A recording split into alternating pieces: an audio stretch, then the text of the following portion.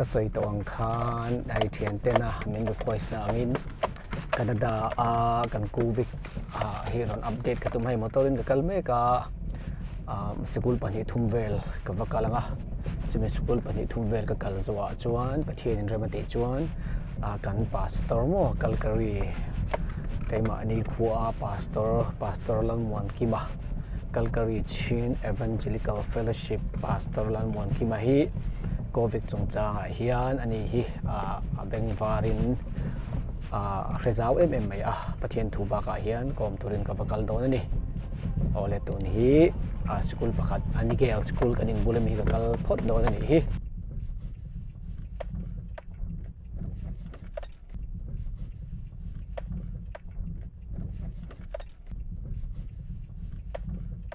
สกุลนู้กังเทนขัดปอนโฮเมกันเนี่ยสกุลเฮียนบางเดี๋ยวเจ้าว่าอันสกุลกันไล่ตะกันลากิกระดูซีโลให้ฮีเจอร์นารูนสกุลประคัดอันนี้เกลสกุลจูนี่โอเลยให้สกุลจูกัดแห่งเดี๋ยวเจ้าจูนี่ให้ปาร์กันกันวอลเวลชินโตนั่นนี่ไปกันชัวนี่ให้นี่ขัวฮีวันจะนี่ขัวฮีนวมขบไปให้ที่จูอัธนาสเวียวก็ให้เจนเรียนเพียไทยเท่าจุกกระดิ่งอันสกุลบูรฮีอัตมขบไม่กันสวยตัวอังคารก็สวยที่นั่งข้างกระดาษให้บูรอัตมไม่ขี้ตะขี้อินมุทยังอันนี้เกลสกุลอันนี้ให้กันอินบุลล็อกอันนี้ส่วนให้สกุลปอนเวลจูอันนี้ส่วนให้ทิลเฮียนโลตาร์เวบุไม่สกุลอันบางตัวปฏิขโมเอ็งตึงอันตาร์ค่ะการเอ็นชินโดนี่ให้อันนี้เกี่ยวสกุลอันตาร์ชูนี่ให้มาร์คส์หัวดานเวลต์ค่ะอันตาร์เวกอันนี้อันเตียงมาร์คสังติเงินหวงติเวลขโมถ้าได้วินติเฮียนอันตาร์จนให้ตาเฮียนprocedure อันยังชั่วโมงมาร์คส์หัวดานดิกตักเขาค่ะให้เตียงหัวดอนในติเวลค่ะอันตาร์เวนี่ข้านี่จนให้กุศลดานเข่งินอันติดตะคบไหม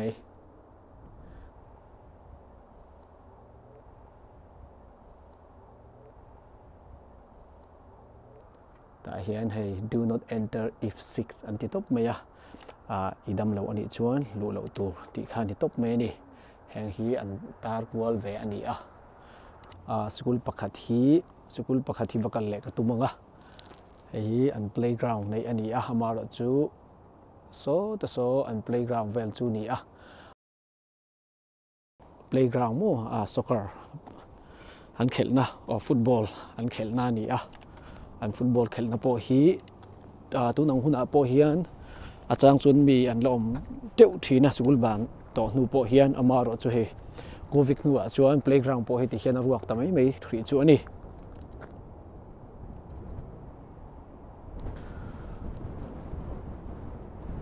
สกุลประคัดกันว่ากันเละชินโดเนี่ยเองเต็งยันตาร์ติค่ะกันไปเอ็นเจียงเละชินโดนั่นนี่ตัวน่าก็กันเมกในจูให้ senior high school นี่ให้สกุลจูนี่ปอลฮิโมปอลเลยเองดัลินปอลฮิก็กันน้ำมุนตัวจูนี่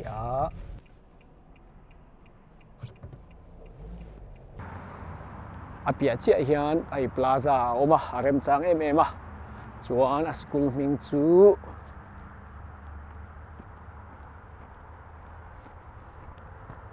จงคีนันมูงLeicester B Pearson Senior High Schoolที่นี่ให้ตัวนี้ก็กัลเมกอัน front desk ละมาส่วนกับกัลชินโดนะ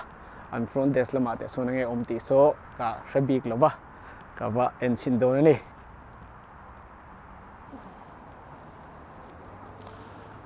ส่วนให้ตัวฮีอัน playground อมน้ำหูนั่นนี่ให้อัน front desk อันนี้อันสกุลลูน้ำโมนัดจีน่าอันนี้เกลไอขจวนเล่มจวนปอนแล้วมาตั้งจวนให้อันนั้นวักลุตุกเหล่ากันติดโดนมีmaintain physical distancing อันติดตา2 meter ที่เฮียนเราตาร์เวทเท่าไหมอันนี้จวนจุดยังบกจวนให้ตาเฮียนให้อันตาร์เวกตาอันสกุลอันตาร์ที่จวนอันเดือดทูมากุศิลดานเลสเซนไทเซอร์ apply ดานเด็กมันดานเวที่เฮียนอันตาร์นี่จวนค่อยมุ่นปอกกันเลยล่ะ hay chú om nghe à marks vợ tổ ti vel himu lại thì khách school đằng chú cả cái tổ lòng mấy ngà khát mi bận nhẹ khách chuan anh ta đến ăn với cả khát mi covid vàng marks vợ tổ ti te cút sil reng tur cút sil dan te mo chuan sanitizer man tur ti vel kha ni tlang pui ania school danga po vakalila chuan hei dor hrim hrim po vakalila karon tilanga dor lampang po ni senakina karon update le thei tura ngai la khatiang vek khan dora pon ni se marks bun lo chu marks on lo chuan lu thei lo topa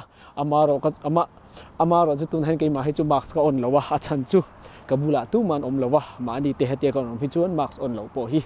marks bun khar lo po he poi khan lo ani ole tuna senior high school ina an playground chu i han an chinang o hei hi an playground ve thung ani